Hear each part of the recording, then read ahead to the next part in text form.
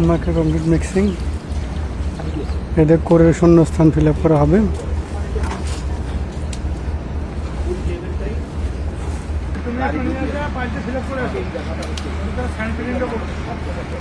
ভালো করে ঢুকিয়ে দাও।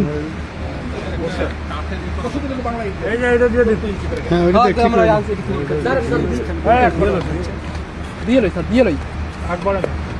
না না একসাথে বেশি দিয়ে দিলে আবার হবে না। ওই যে হ্যাঁ হ্যাঁ হাফ হাফ করে করলে ভালো।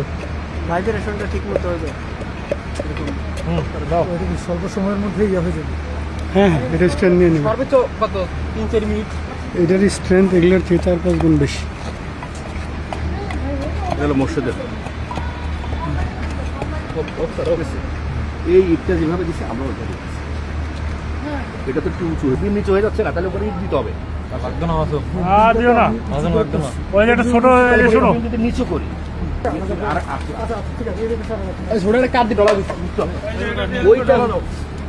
এই তো ফিল আপ হয়ে গেল মাইক্রো কংক্রিট দিয়ে।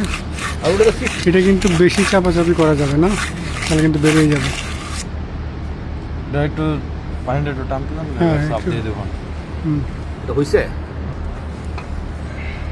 শর্ট ক্লাম আমার বড় ফাইনাল ফিনিশিং দেওয়া হচ্ছে।